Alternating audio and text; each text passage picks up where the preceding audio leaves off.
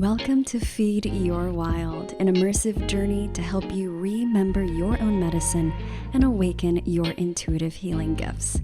I'm Vanessa Rodriguez, and join us for heart-centered, real conversations exploring intuition and spirituality, health and wellness, astrology, herbalism, and nature-based practices that will transform your health and life. Our mission is to inspire, empower you, and help you expand your spiritual and intuitive connection to its fullest expression so that we can build a more beautiful world together.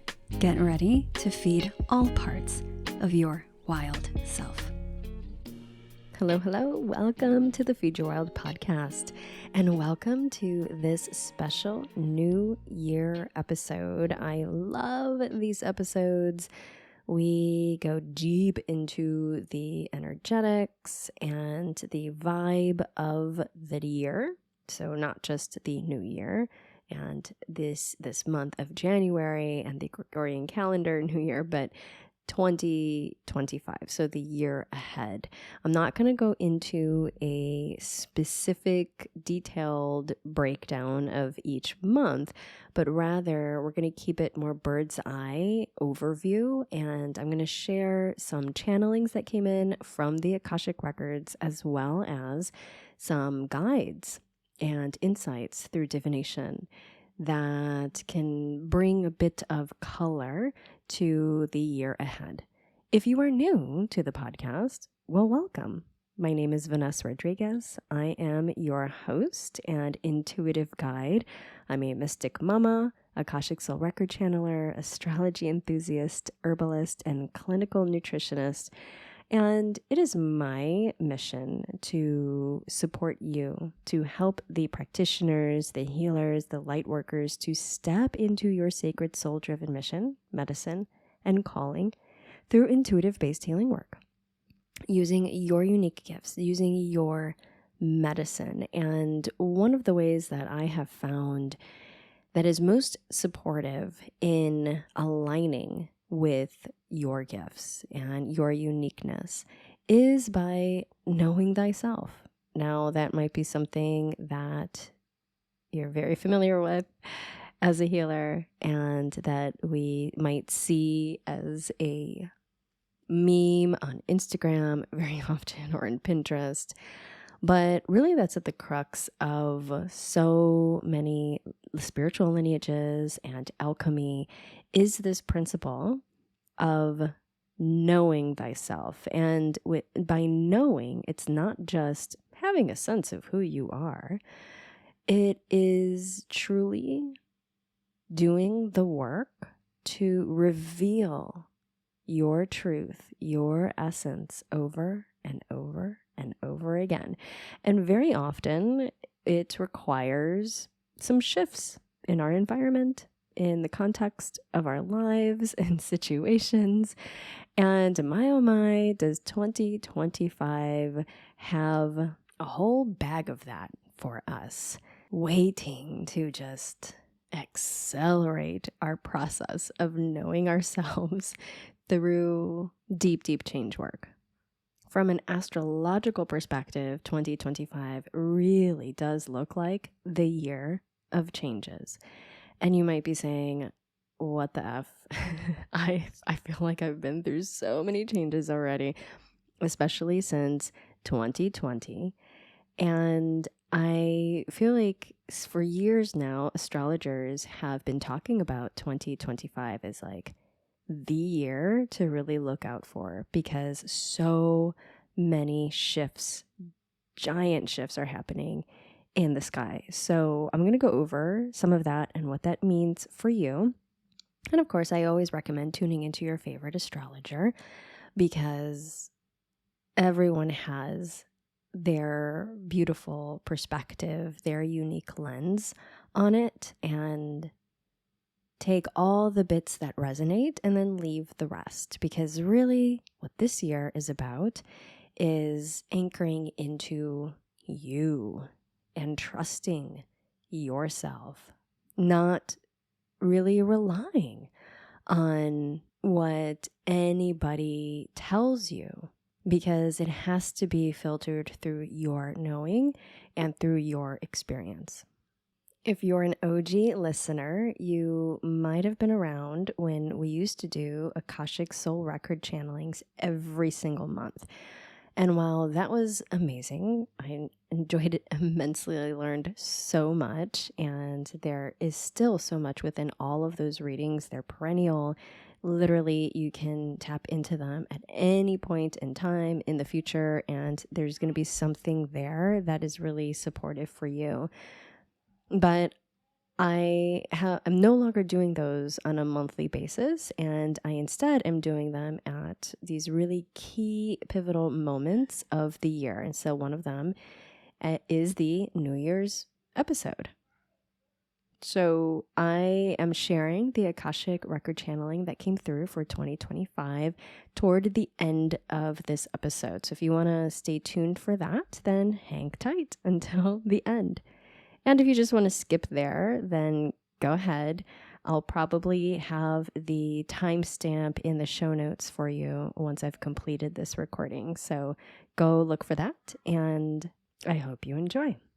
Also, just as a little quickie disclaimer, my voice may sound a little different because I am challenged with a little bit of a sinus cold issue going on here that I attribute to a lot of family gatherings and late evenings and nights, and my little one dealing with his own stuff. So you know how it goes, especially if you are a parent.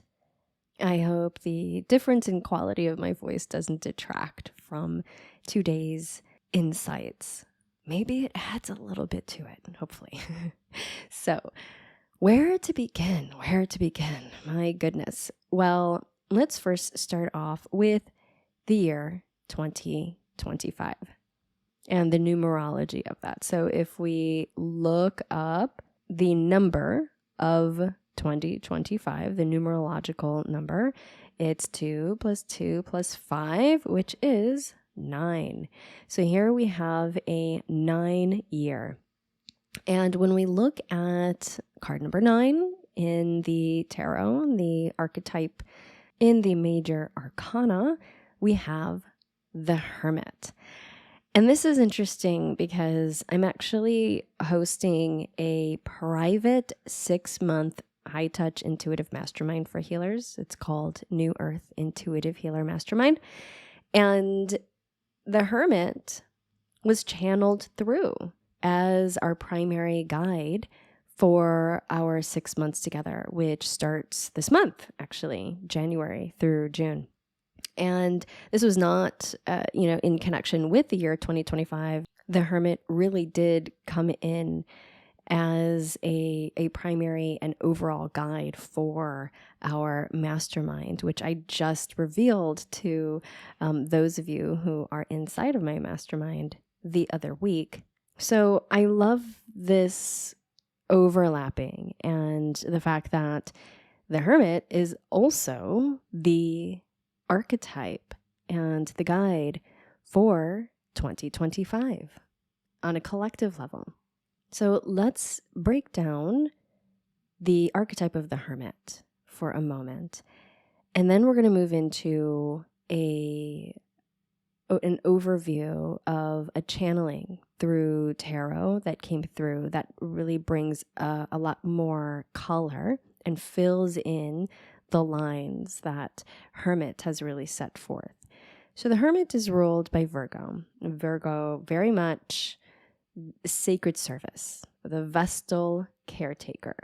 And Virgo tends the flame. So this is very much about devotion, devotional energy. And the Hermit, while we can think about the Hermit as going into the cave and being a recluse or, not like an introvert, not socializing, going inward.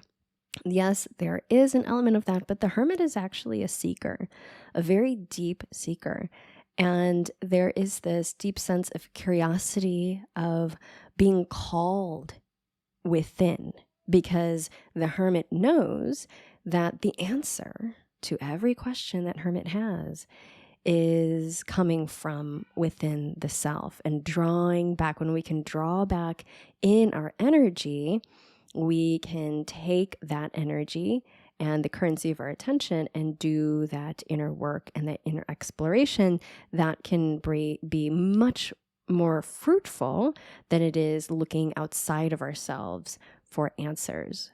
So when we're getting Hermit in a reading, let's say, as an example, this is an invitation to look at where is our attention going, where's our energy going? Is a lot of it external, and how much of it is internal, and bringing that energy back in? And then there's this invitation to really draw that back inside and to cultivate that channel that we have within ourselves.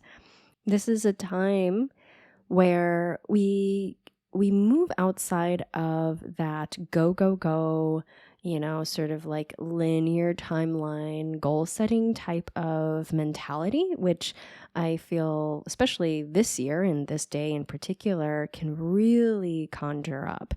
And everybody's kind of in this energy. Everybody's got their yearly planner out, right? We're setting intentions, and many people are setting goals, which again, I'm not against goal setting. I think it could be an incredibly valuable exercise. However, what I feel this year is really asking us to do, and I mentioned this in the last podcast episode with the new moon in Capricorn that was published on Monday, is it's really more this call for us to bring that level of intention setting and seeking internally, because so much in our external world is going to shift.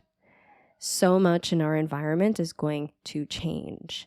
And so we can't rely upon or build our entire world upon external sources and settings.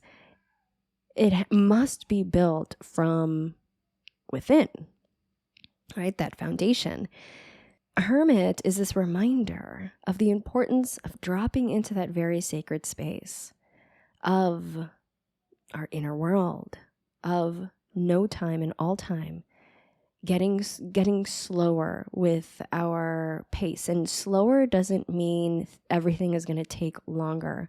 I mean, on the contrary, very often it takes us to go slower and be slower and move slower in order to make the quantum leaps that we actually desire. So it's bringing that attention, that currency of your attention inward and retreating into the self. Now, Mercury is connected to Virgo, of course, as the ruler, the planetary ruler of Virgo. Mercury is the psychopomp, is the channeler, is the messenger that moves between worlds. So for most people, that perception of hermit, of that loneliness, of being alone in the cave, isolated, that seems unattractive, especially, at this time, or maybe there's some parties or there's just lots of family gatherings, even though ultimately when we're looking seasonally, this is a time of turning inward and of slowing down. Behind the hermit is the wisdom of the high priestess.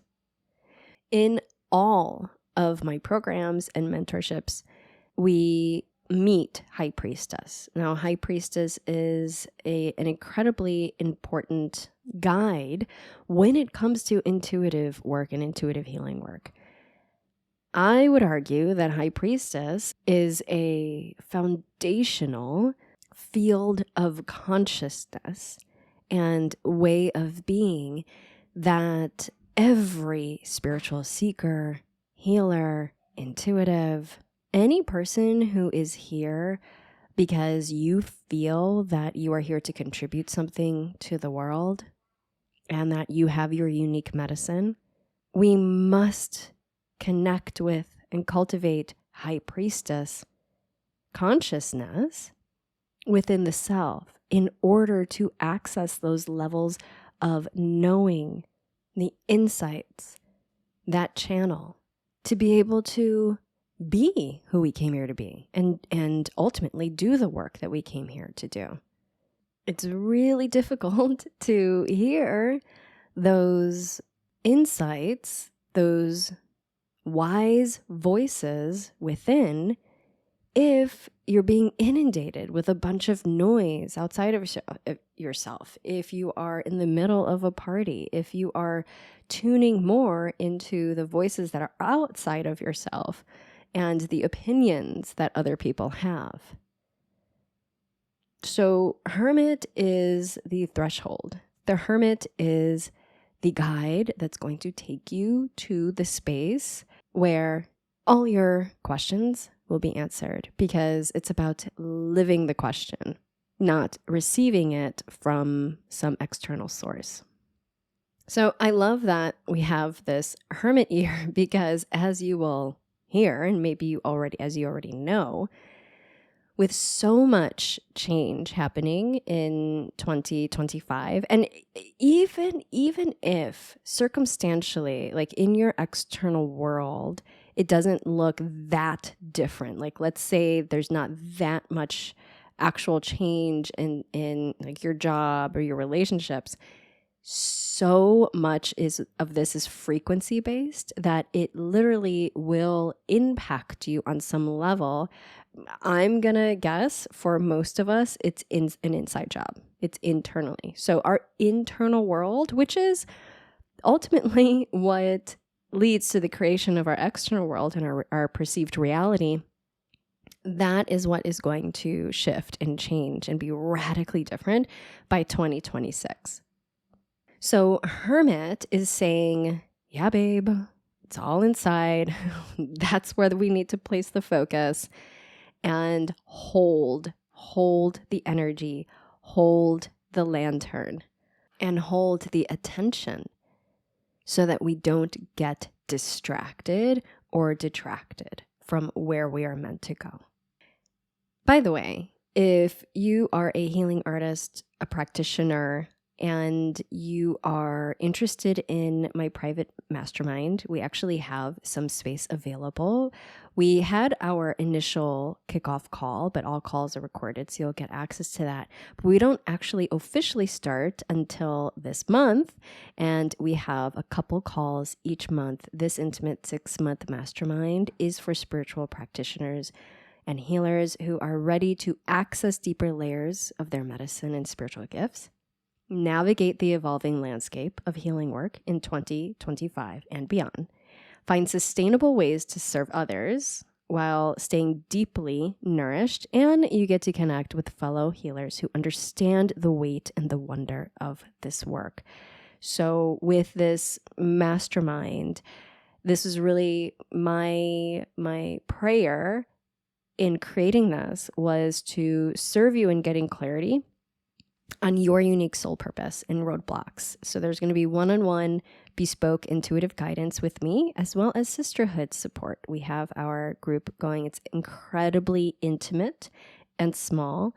And so you will get a lot of attention, because I'm intentionally keeping this a very small container. And you'll also deepen your practice and intuitive mastery with our monthly gatherings, practice circles, and I'm sharing a bunch of my trainings. I'm providing you with all of the Akashic Record trainings that you will need, as well as getting 6 months access to my other program, Liberated and Luminous Healer, which is all about the deep mind shifting work and consciousness shifting that is required to step out with confidence and anchoring into your intuitive channel and shining your light as the healer and the teacher that you came here to be. All this and getting much needed soul therapy in the company of fellow healers, and of course, a private messaging space for ongoing connections so you feel completely supported. If this sounds like something you want to journey through with us, It goes from January through June. I initially only offered it to a small portion of my audience and those who I actually have worked with before. I opened the invitation up to them first, and now I'm opening up a couple of seats for those of you who are listeners who may not be on my email list or who may not even have worked with me before. If you are a healer or a practitioner or an intuitive, even if you haven't done Akashic Record training with me before, you will get access to that. And so you'll be able to plug and play right away and be held in this sacred space together as we journey through these first 6 months of 2025, which are going to be pivotal, which you will hear about in just a moment. If you're interested in it and you would like to learn more, then DM me on Instagram. I'm at Wildly Rooted. The link is also in the show notes. Or you can email me at hello@wildlyrooted.com. And I will send you more information and then we can chat to see if it's a good fit. It's application only, so that means that you'll have to speak with me first. I got to get to know who you are, and there's absolutely no pressure. We just really want to make sure that we're a good fit for each other and you're a good fit for this container as it is a good fit for you before saying yes. So if this is speaking to you, because Spirit told me there's a couple of you out there that are waiting to come in, so this is your official invitation. Reach out to me and let's chat. Okay, so moving on from Hermit as our general collective archetypal guide for 2025, we connected with some other really powerful archetypes and messengers through tarot for the year. And the way that it rolled out was I got a storyline, I got a story arc, and then I got one of the primary essences of 2025. So not so much a guide. I feel like Hermit is our guide for 2025, but I got a flavor, if you will, and something that I think will support us in remembering when we have moments that are like, huh? in the middle of 2025. So the first card of the storyline, I'll start there and then we'll work backward to our overall note or power card, if you will. Our story begins with Page of Wands. So Page of Wands, if you look at the imagery, which I'm a big fan of, connecting with the card and the image of the card and how it feels for you first, right? Seeing what opens up for you and then tuning into what you may know about this card and the meanings that it carries and then tuning into what others might say, like your teachers. But the Page of Wands, it shows a young man holding a staff, a long staff with both hands, and he is looking at it, and on the staff are these green leaves that are beginning to grow, sprout and grow from the top. And then also, this is when I'm looking at the imagery, the traditional imagery of the Rider-Waite-Smith card, we see that there are salamanders, images of salamanders on the tunic, and salamander is connected with fire and transformation. We also see that in the background there are mountains, but it's also not super lush.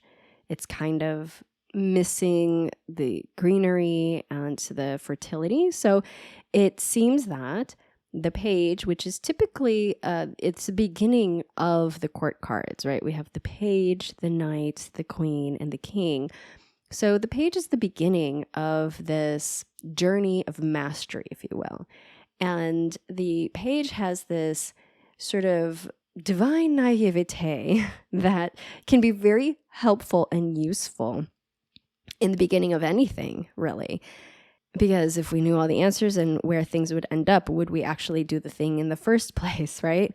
But the page has this, what I'll call the divine naivete, that allows them to see the possibilities, to see the potential and the opportunities for growth in places that maybe others might not see. And this fire energy is very much about sparking up that flame, right? This energy of sparking up a lighting of fire within the self about a particular path or idea. This may be about a spiritual path or a journey that you are being invited into or that you're being called toward. And this could be about any particular endeavor, spiritual, mental, or in the physical realm even, that you're about to embark on or you're curious about. And that this is something that you can begin to attune to and see if it's aligned. The wands are related to the element of fire, and the pages are connected to earth. So this is earth and fire. And when we look at the signs in connection with the page of wands, well, we can look at all the fire signs, really, Aries, Leo, and Sagittarius. But when we have this earthiness quality to it, then it can be connected to a fixed fire sign like Leo. And so I immediately think about Mars in Leo and this activity of Mars retrograde in Leo and then moving back into Cancer, which we're going to talk about in just a moment, and then coming back round to, after its retrograde period, to go direct and go back into Leo. There's something here with Mars and Leo that is at the beginning of this story arc that I feel Page of Wands is connected to. And so when I think about Page of Wands in general and this Leo energy, it really is about connecting with who you came here to be, right? And the leader that you want to embody within yourself. And it doesn't mean that you have to be the leader of some movement, right? Or Leo being on stage for everyone to see, but it's that heart-centeredness that the highest expression of Leo really highlights. It's being tall in yourself. It's saying yes to that fire that is in alignment with who you are and what your heart desires, and being a leader within your own life. So it's having to really check in with the self and see if this idea, this venture is in alignment with all of that. And is it worth taking up action? Is it worth pursuing?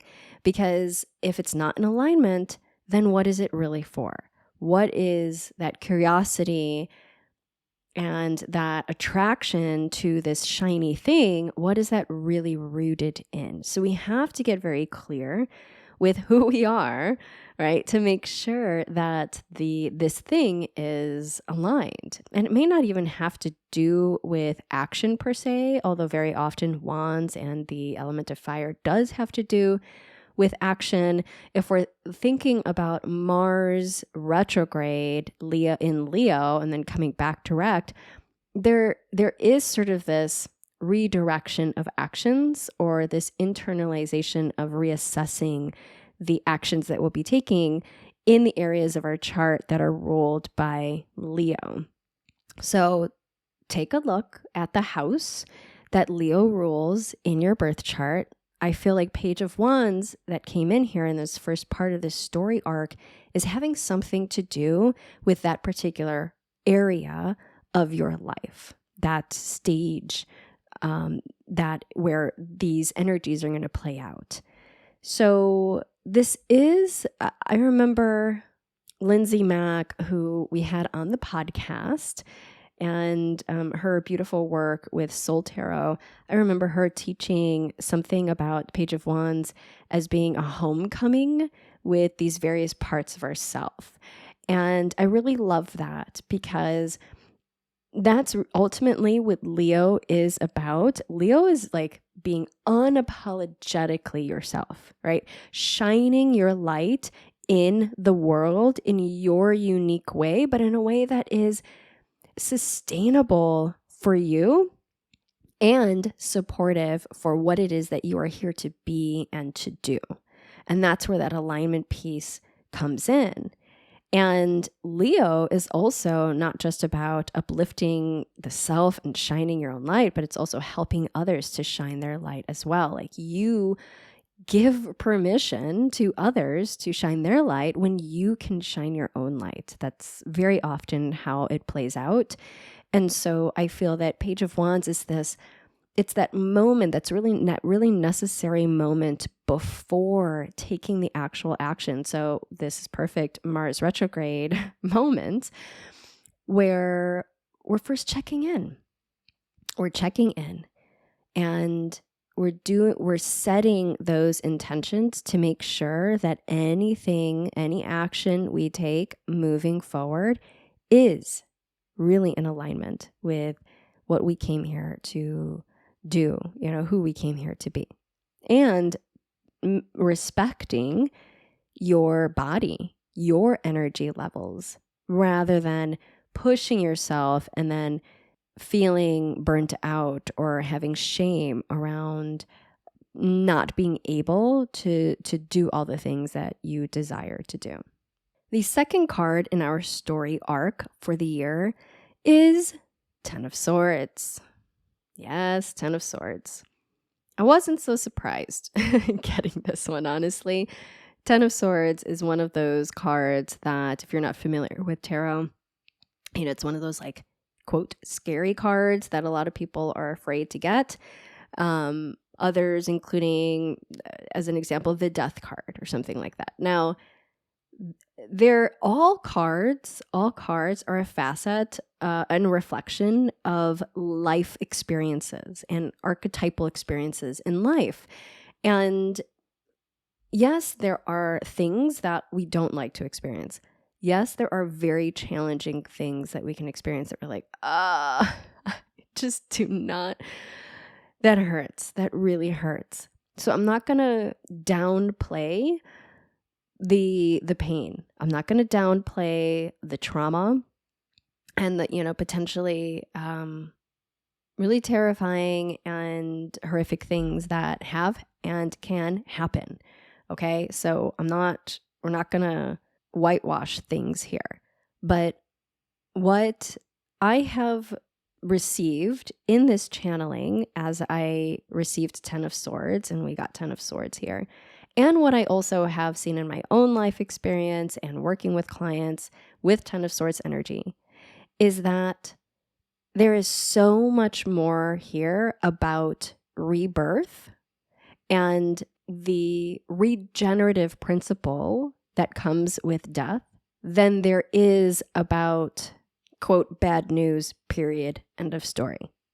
When we look at the imagery of Ten of Swords, we see a man lying face down and a bunch of swords driven into his back. So he's lying face down. You can't see his face. He's got this cape over him. And he looks like he's dead. If he's not already dead, there's a stillness here. He clearly is dying. And the sky is dark and it feels very ominous. At first glance, the whole thing is like, what the F? Oh my gosh, that looks terrible, right? But when you sit with it, you tune in, you allow the initial inclinations of fear and shock and horror and all of that to pass. And then there's a stillness. And there's a moment where your perception is able to see that the sun is beginning to rise on the horizon.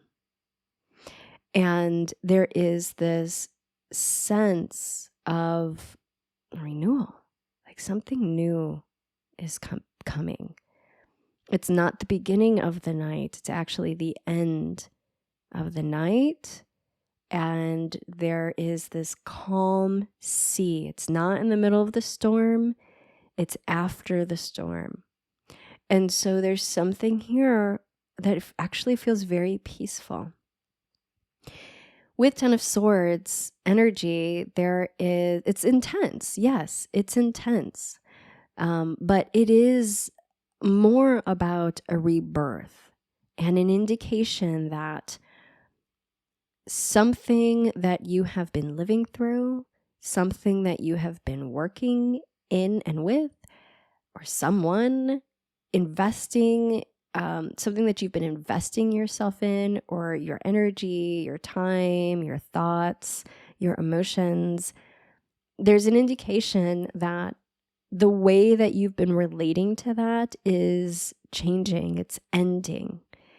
And I've noticed that when I pull up Ten of Swords, it actually seems like it has more to do with my mind and where my mind is at and the stories that my mind is telling me and the perception I am choosing to have in any particular moment. It has more to do with that than the actual situation. So the situation can actually be benign, and we make meaning of it. So often something will happen, someone will say something, or something will not happen, and then we make meaning out of that. And that's where Ten of Swords comes in. I also see Ten of Swords for me coming in when I am literally killing an old way of thinking and a belief system, a belief that is not serving me anymore, which is wonderful news, right?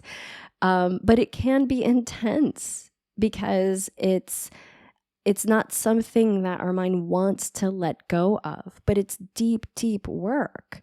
There's that death, birth, rebirth process that happens every time we are doing some major cleanup work, clearing and shedding and alchemizing anything that has been holding us back, has us thinking about something in a particular way that wasn't serving us, keeping us stuck in a particular reality or a vantage point. So Ten of Swords comes in as a harbinger of a new day, which put a pin in that because that's something that came through in the Akashic Record reading as well. There can also be, when we look at the thoughts of, I don't feel safe, something doesn't feel safe here, I'm not saying 100% of the time, because of course, like we have to listen to our primal bodies and safety is a real thing. But very, very, very often, our mind, our subconscious mind, will perceive something as unsafe because it's not familiar. It's something different. And so it tells us that we are not safe. And I see that as being very much connected to Ten of Swords as well. Part of this energy, as I was alluding to before with the imagery, is that there's something really benevolent about Ten of Swords for me, in that it usually links up with the end of something, like you're not going to have to deal with that thing anymore. And it is that what we would call like that darkest hour before the dawn, literally moving into a new day. You cannot go backward into that old day, that day before. Now, of course, you can in your mind and relive things, but you're not actually in it. So there's something here about being fully present and being present for the death of something in order to allow for the new to be born, or for you to be reborn. And maybe that is experienced through some really contractive emotions. Maybe it doesn't feel so good, and I'm telling you from very recent experience of going through something like this that literally I felt like I was dying, and everything in my body that was based more out of a nervous system response to the fear that was brought up by a decision I made, a conversation with someone. A lot of old shit was coming up and saying, don't do it, right? Because there's that part of you that is like, that's not safe. I literally have been trying all the things to never experience that. And yet, when you tune in, your heart is telling you, but this is it, babe. This is the path. This is the decision. This is the way forward. Trust me. That is a 10 of Swords moment.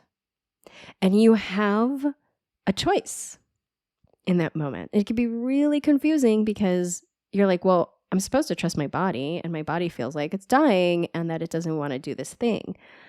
And so that's where that cultivation of discernment, when you have to drop into the heart and really feel into, what are the ways that I can actually regulate myself right now in the moment so that I can have at least enough regulation so that my nervous system can be okay, not happy about it, but somewhat okay with me taking this step forward into the unknown, and that is aligned with where my heart wants to go, even though I have no effing clue what's on the other side. I have no idea what's going to happen now.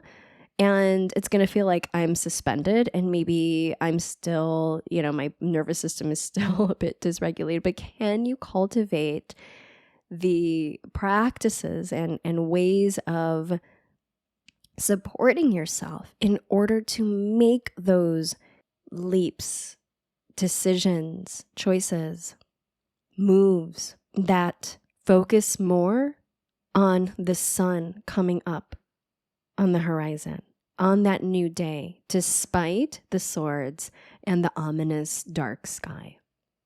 Also rooting into the knowing that what is dying or has already died and you're just carrying around is not you. It's not actually you. And that you get to pick yourself up from the ground or, from the bathroom floor or like wherever you feel like you've just melted or crumbled, and that you get to put yourself back together in a way that is much more aligned and true to who you are, and that the pain and the hurt will subside. It will fade. And with that, more clarity and understanding and love that will fill those spaces and those perceived cracks. And ultimately, power that gets built through this process. So that's part 2 to this story arc, is 10 of Swords. So we had Page of Wands, kind of at this beginning, sort of this hopeful kind of energy, but really looking about alignment. And then we have 10 of Swords energy, which I also just want to leave a question for you as I'm speaking about this. What do you feel is dying or has already died, but you're just carrying it around? Literally dead weight. What needs to be released? I'm telling you, 2025, you're almost going to have no choice but to let it go, to surrender that. The final piece, part 3 of this story arc, is 2 of Wands reversed. So it's interesting, we come back to the Wands suit once again. When we look at 2 of Wands, the Rider-Waite-Smith deck, it has a man dressed in a robe and a hat, and he's holding this small globe in one hand, his right hand.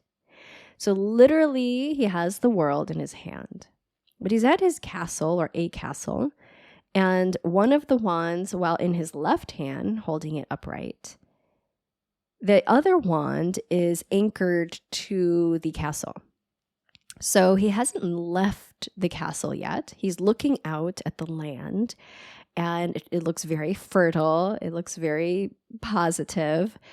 And there is also a cross that is uniting these roses, red and white roses. And this feels very significant for me. And when we look at the process of alchemy, soul alchemy, this is incredibly significant.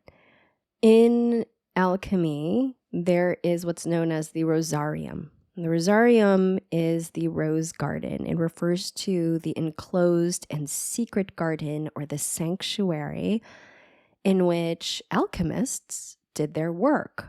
And by work, we're talking about soul work. Now, this is an imaginal sacred space, which was the inner counterpart to the external physical laboratory that we might see an alchemist working within. And in this work, in this rose garden, we see the sun and the moon coming together in a sacred marriage as part of what it was known as the alchemical great work, in caps. So there are two stages here. There's the albedo stage, and this is symbolized by the white rose. So we have the white roses on the cross. And the white rose is associated with the yin, the feminine, the passive energy, the white queen, also the moon, the lunar principle, and Mercury, this mercurial nature. The second stage is the rubedo stage. This is signified by the red rose. So this is the yang, the masculine, the red king. This is the solar principle. It's active, not passive. And in alchemy, it's connected with sulfur.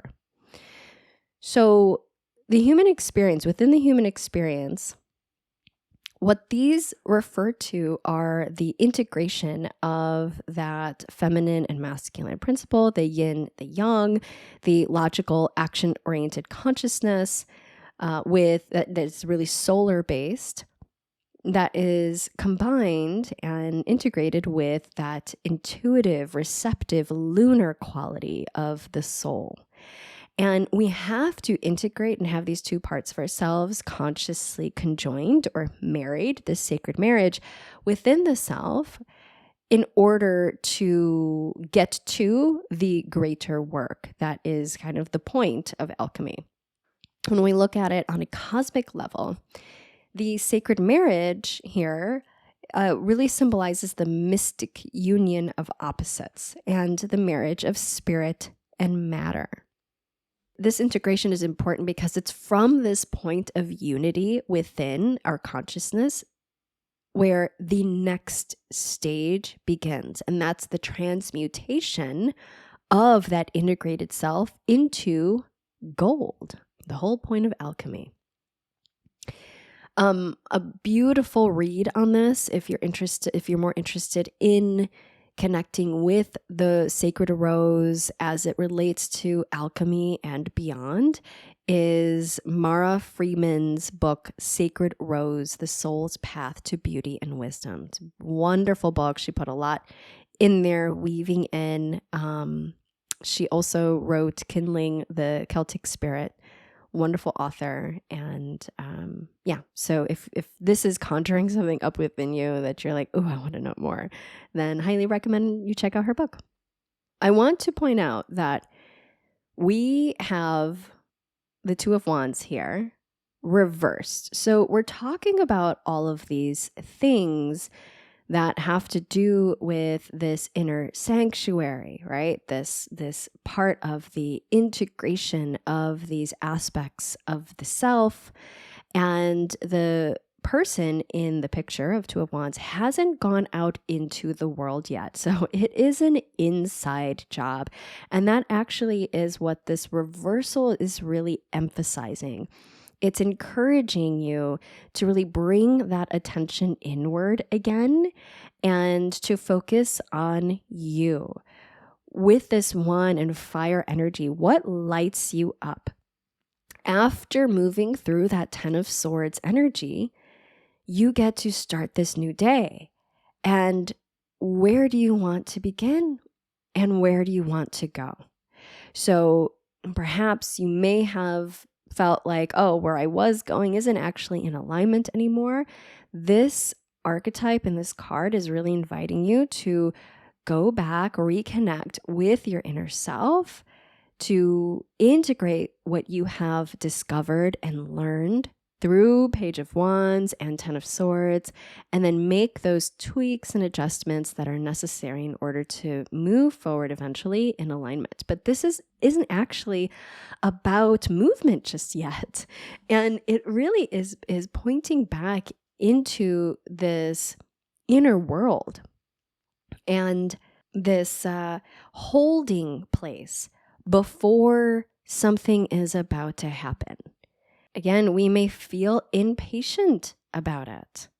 And especially with the reversal, we may feel extra impatient about it. And I'm guessing that by, the end or mid of 2025, we're probably going to be like, WTF? Can we get over some of this stuff? Can we move on? I have these dreams, I'm ready to make them happen. And perhaps by June, you'll look back in January and this past new moon in Capricorn and say, those are my intentions. Where am I now? There's a potent check-in point in June that we're going to be covering. So put in your notes, you may be feeling impatient about this, and that's okay. How can we just bow down to this feeling and bring in what we require and what's necessary to support us? Now, moving into the overarching flavor and energy that was given to us for 2025, we got the Tower card reverse. Yes, I know. So if you don't know tarot, then Tower card reverse, I usually call Tower card light because it isn't necessarily the same level of disruption, I'll say, that the Tower card upright can bring, especially externally. The way that I see the reversal of this is, again, very much an inside job. So when we look at the 3 lines of the tarot, the major arcana in tarot, the Tower card falls in the journey through the major arcana of essentially finding ourselves again, like who we are. We went through the chrysalis portion. And so now we've gone through that initial, muck and our separating of selves and coming back and integration of the self that butterflies do, that alchemical process that very much is aligned with that sacred marriage and union that I was talking about. But now we actually have to get out of the chrysalis and figure out how to use their wings and who we are and where it is that we want to go and how we're going to be using our wings and all of that amazing stuff that can also be scary. When we look at the Tower card itself, it's ruled by Mars. It's very active energy. And Mars is very much about action.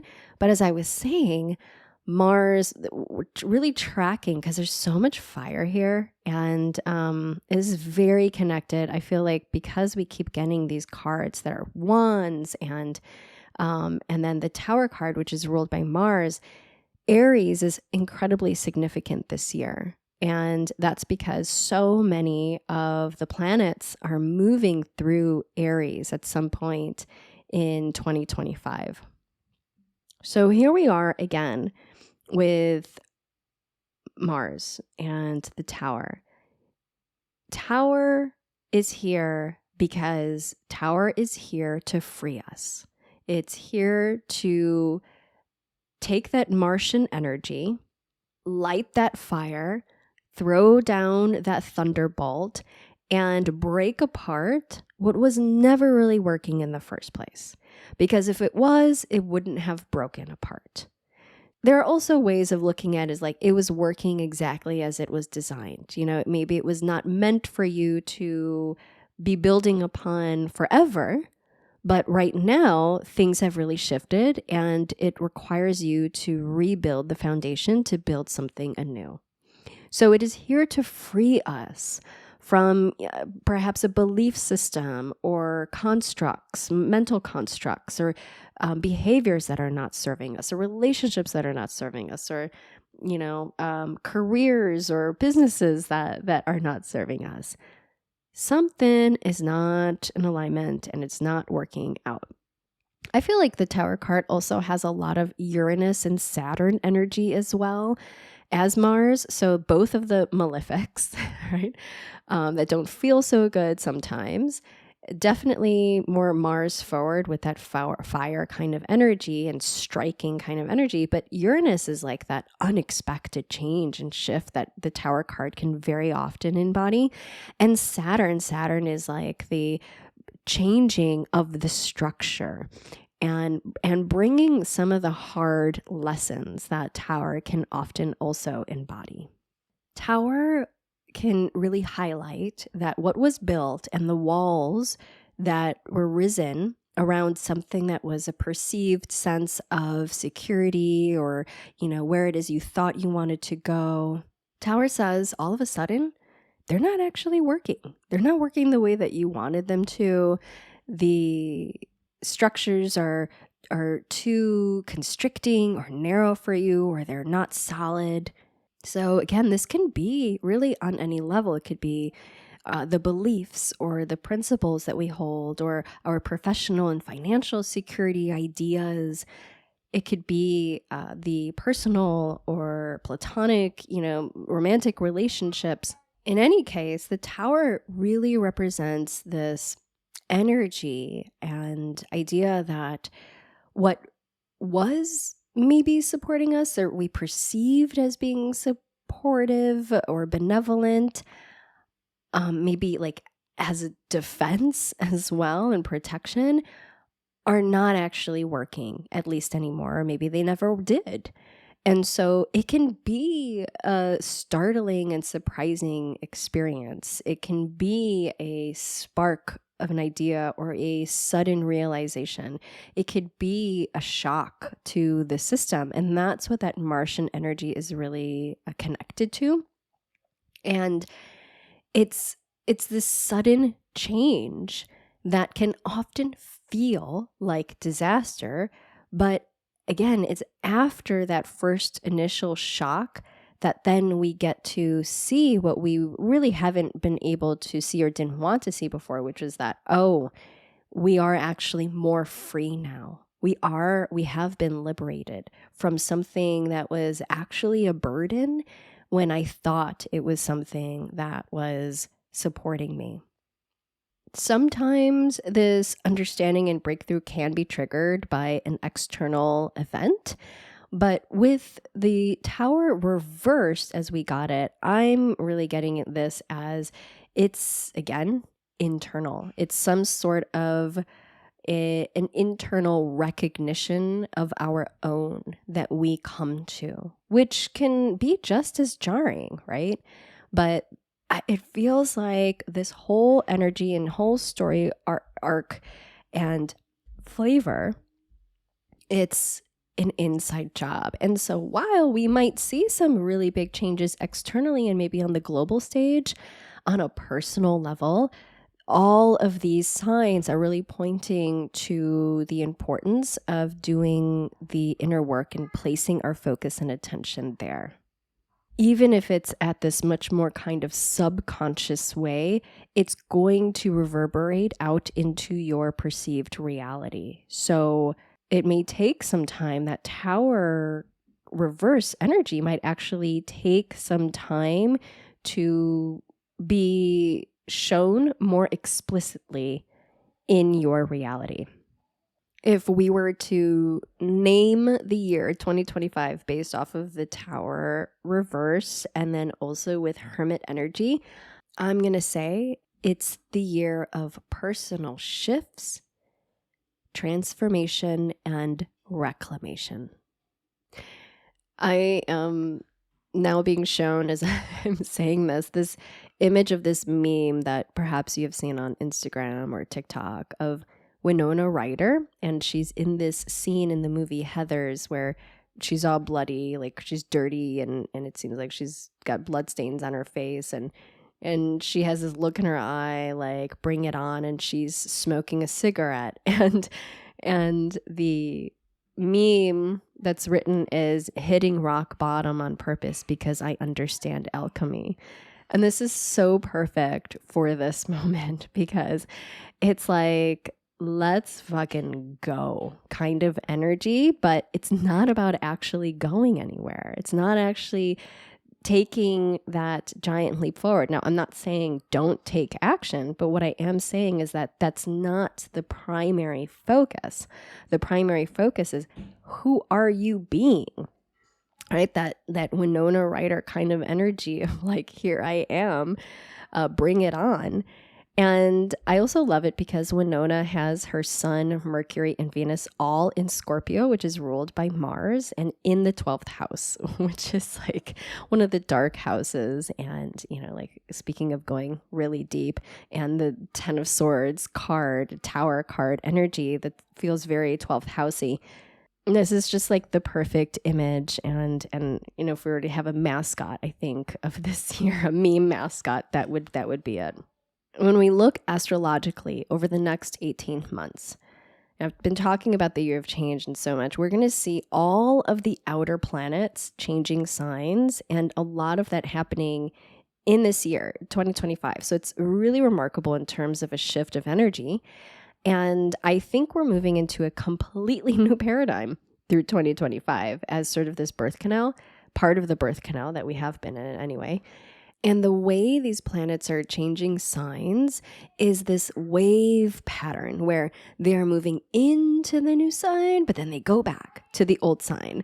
And I feel like we're going to be feeling this wave, this build up, this back and forth, this shifting between completion and beginning and completion, all together collectively. So energy, I really feel like it's going to be fascinating, but also kind of jarring. And like, I just think of with seasickness, right? That sort of motion sickness of just going back and forth and back and forth.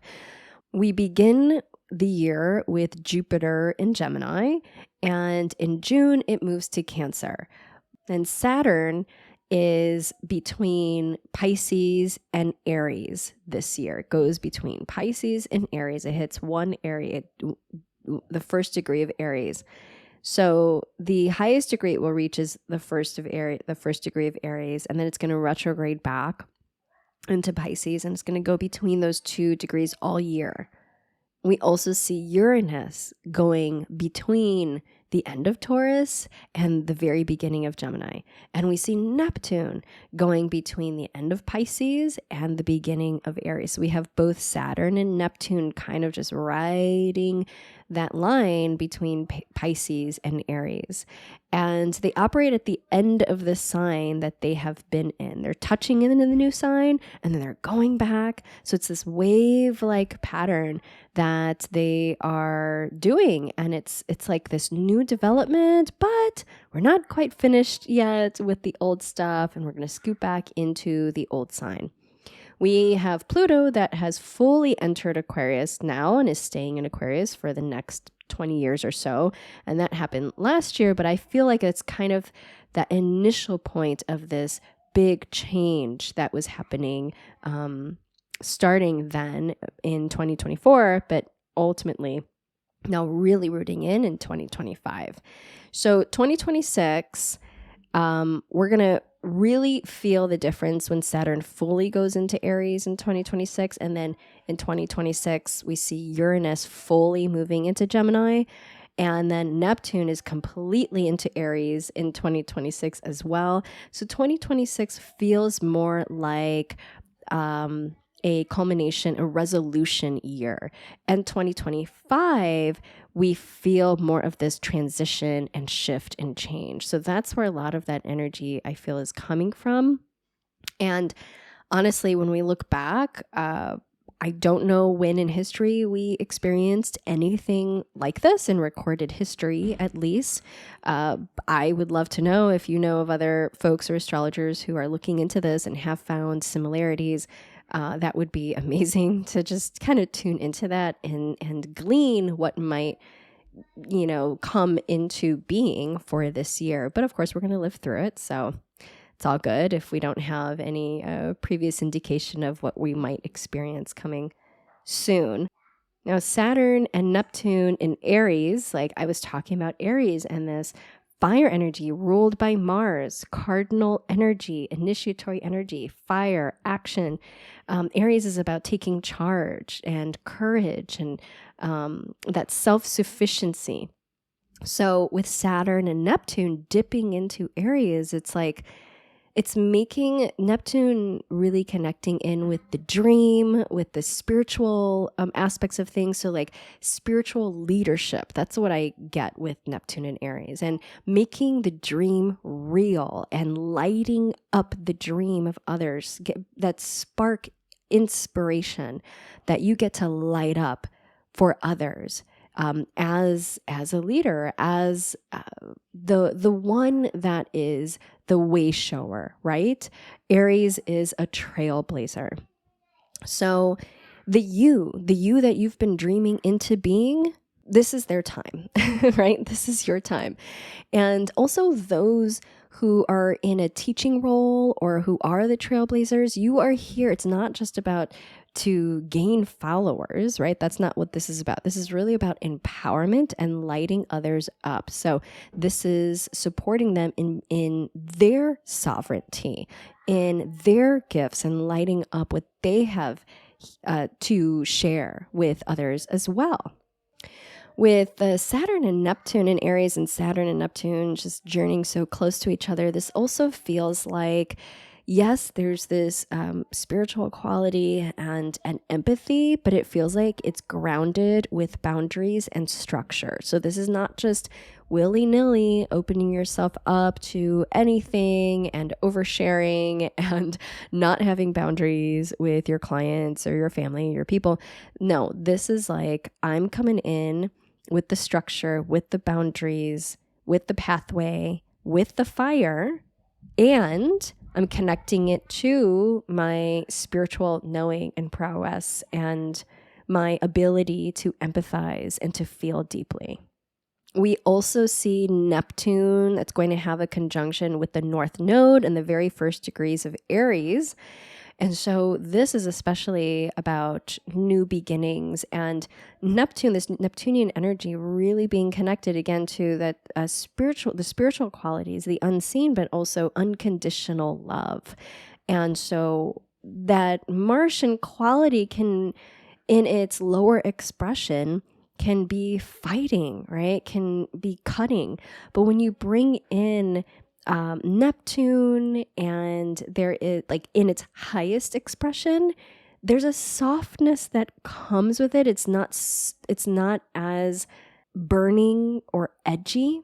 It cuts through, but it's cutting through with love and with empathy and an intuitive understanding, with this degree that is really about beginnings. And at that point, with Neptune conjunct the North Node in the first degrees of Aries, we also see Mars in Leo at that point. And I alluded to that earlier with so much of this fire energy, but Mars in Leo is trining that point. So again, it's that like highest expression of that fiery leadership quality, shining your light, that is supporting this Neptune North Node conjunction in Aries. So much fire. Makes so much sense why the wands are coming in and the Tower card. It's gonna be lit. That's probably that might be the other motto, or if we're gonna call, name to this year something, like, is gonna be lit. And that you could take that any way, right? It could be lit in a positive way, it can be lit in a like scary way. So we shall see. The first 6 months are probably going to be the most challenging, I would say, of the year. This is when we're seeing a lot of squares. We're seeing a lot of retrogrades. We're seeing a lot of that movement happening between Pisces and Aries. We're seeing certain aspects that have in previous years been connected to war. Now, does that mean that we're actually going to have war? No, of course not. We're in a different level of consciousness. We're in a different situation contextually with our society and technology. So what we can say, though, is that what are the energetics and the blueprint behind that? And how can we utilize that in a way that is actually life-affirming and regenerative and based in love rather than based in delusion and hate and separateness and pain? We have a choice, but it depends on our level of consciousness. And I think that's why we are so guided to do that inside work, radical honesty, and letting the things die that are not going to create the kind of world that you want to live in and co-create for yourself. Eclipse season begins in March. And then at the very end of March, we see Neptune moving into Aries and Venus and Mercury go retrograde. We got the Aries equinox. So a lot of fire there in March. It feels like there's a buildup, right? Especially with the eclipses bringing radical change to things. April also feels discordant. It feels like there's going to be a lot of tension, and there's the opposition with Mars and Pluto, and then we got Mars entering Leo there. We have Sun square Mars, we have Sun square Pluto. So there is a lot of that fire energy and tension. I just want to point that out because April might feel that way internally for you, may or may not express itself externally in your world. We're probably going to see tensions on the global stage in April, so just to look out for that. May feels a bit more harmonizing. It's kind of like, oh, okay, I feel like April was the tension point, and then May there's a loosening up there. There's still stuff going on with the fire, and but we have Mars and Venus completing their retrograde, and we have a few sextiles, so it does feel a bit more harmonious, although I would say that it's maybe just sort of this, like a break, like a pause before some bigger stuff might happen. And June, it feels like there are some big things going on, and it could go any way. It could feel really challenging. It could feel really great. So this is a check-in point, and it really began in 2020, December of 2020, with the Great Conjunction. And if you haven't listened to my episode with Katie Emma on the Great Conjunction, I highly recommend you do. I'll link that up below. But that was sort of the initial point for this journey that we're on. And June here in 2025 is sort of a check-in point on that. We also see Jupiter moving into Cancer, where we just had a bunch of Mars kicking up dust in our Cancer house, and may not have felt so good, or just lots of restructuring there and pivoting. And now it feels like Jupiter is coming in and sort of repairing or smoothing over things that were really ruffled up in that area of our life. So look at where Cancer is in your chart. And then we are going to see the Cancer solstice that has the Sun conjunct Jupiter, which feels really, really good. And it's squaring the Saturn-Neptune conjunction in Aries, which this, again, is like part of this theme that we're seeing in this year. So on that solstice, we also have Venus in Taurus, so she's in her own sign, and we have the Moon exalted, which is a good thing. Moon likes to be in Taurus. It's in Taurus. So overall, it feels like this really potential, beautiful energy. And this is happening in June, but there's also this check-in point. So this June to me feels like wait and see. We're going to see what is kicked up January through May, and then June feels like it could go any way, but that it's going to be significant in some way. I'm not going to get into the second half of the year because this episode is getting way too long, and we could perhaps have like a check-in episode in June. But overall, first half, put on your seatbelts. It feels like it's going to be bumpier. Second half of 2025 does feel a little smoother.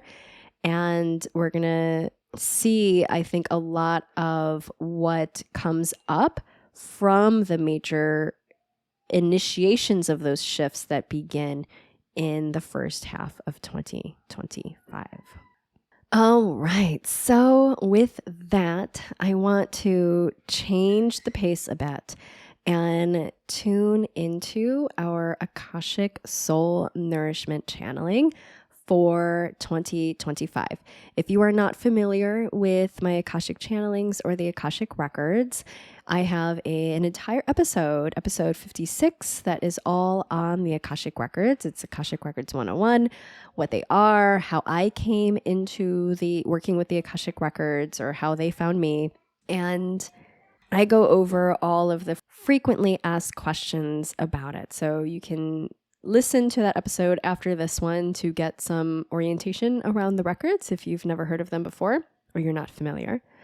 And I access the Akashic Records based off of our collective field. So anybody at any point in time, past, present, future, who's tuning into this specific podcast episode, there will be a message here for you, because the Akashic Records operate in beyond the linear time-space paradigm. It's in all time and no time. So there is always something here for you. That's why these readings are perennial, even though my intention, my question with this Akashic channeling is, what is the highest level of insights that would be supportive for us to know as it relates to 2025? Hey there. Okay, before we get into our reading, I have one more quickie announcement, and that's a reminder for our upcoming live workshop, Cosmic Gifts Clarity Blueprint. It's happening on January 29th, the Lunar New Year, Aquarius new moon. And this is where you'll get to discover your unique healing and intuitive gifts and gain clarity on your path as a healer utilizing my Cosmic Gifts mapping method. We will uncover your divine design using astrology and specific signatures so you can do this yourself, and also activate your intuitive connection with a live guided activation and meditation. And you'll walk away with practical tools to confidently embody your gifts in your life and your healing work. So this is not just airy-fairy info. We are going to bring all of that incredible divine inspiration and information down to earth and make it grounded and practical. If you're ready to uncover your cosmic gifts, we have our pre-sale open right now to grab your seats. Every week, the price will go up. So go over to wildlyrooted.com/cosmic gifts, all one word. Link is also in the show notes, and grab your seat before the price goes up and join us for that 3-hour live event. It also includes a second day of a live Q&A and feedback session. And you get lifetime access to the replay if you absolutely cannot make it live. But I hope you do. Cosmic Gifts Clarity Blueprint, wildlyrooted.com/cosmic gifts. So this is what was channeled through with that prompt. And I encourage you to tune in, open up, and suspend any judgments or any desire or inclination to analyze. Suspend all of that for just a moment and allow yourself to receive exactly what it is that your soul wants you to receive through this reading in this moment. You can always go back and re-listen and analyze later. And of course, take what resonates and leave the rest. It might resonate later, it may not. So with that, here is our Akashic Soul Nourishment reading for 2025. The time has come that we drive to the edge of the sword, the fiery tongue, laid with mines and combustible threads, conversation rife with righteousness, set before the judge, who sits upon the throne, anticipating the weight of your heart, light as a feather, stiff as a board, burning with the fire of might, the moon quenching the thirst for glory, cradling us in her cool embrace, rocking us back and forth, back into our bodies, forward into a timeline unknown, call of the wild, beckoning us home. Do not despair, my dear one. It is part of the great shift. Disorientation can be a gift. Open it gently. Behold its motion, the perceived commotion, wind and weather, light as a feather, heavy is the sword, save for whose hands it was forged. The fates are at play, dancing and playing their favorite songs, bewilderment and dismay, until a new day. The time has come to start anew, like a baby, blue from the wails of having left the womb. What is this world, she asks, naked, tired, cold? Whose arms will pick me up and warm my soul?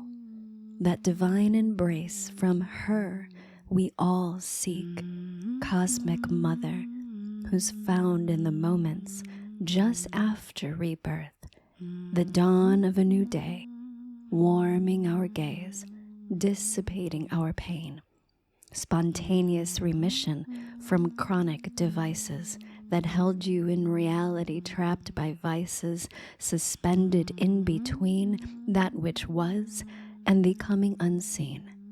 How wicked this moment can feel at times.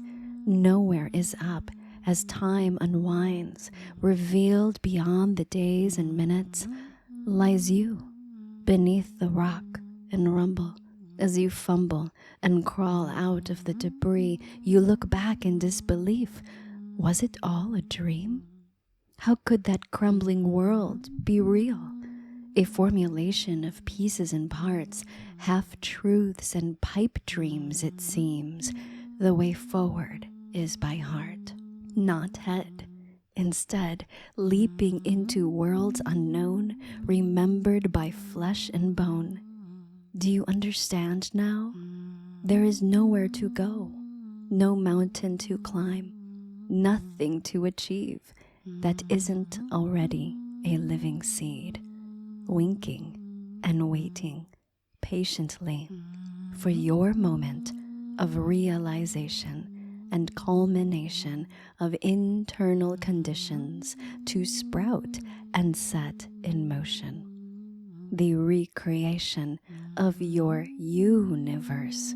Mighty are those who lay before the throne, down on one knee, humbly receive the torch with grace, and from this place rise with glory in the highest about face.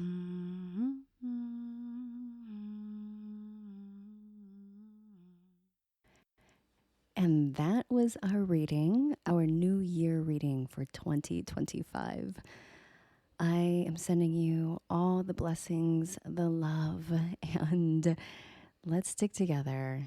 Stay tuned for more guidance, dropping into more wisdom. I anticipate more Akashic Soul Nourishment channelings to come through for this year. And let's go on this beautiful ride together. I'll see you in our next episode. Don't forget to sign up for our Cosmic Gifts Clarity Blueprint Workshop. And if you are interested in the high-level mentorship for 6 months, January through June, with us, then send me a DM over on Instagram at wildlyrooted or an email at hello@wildlyrooted.com. With all of that, Happy New Year and be well.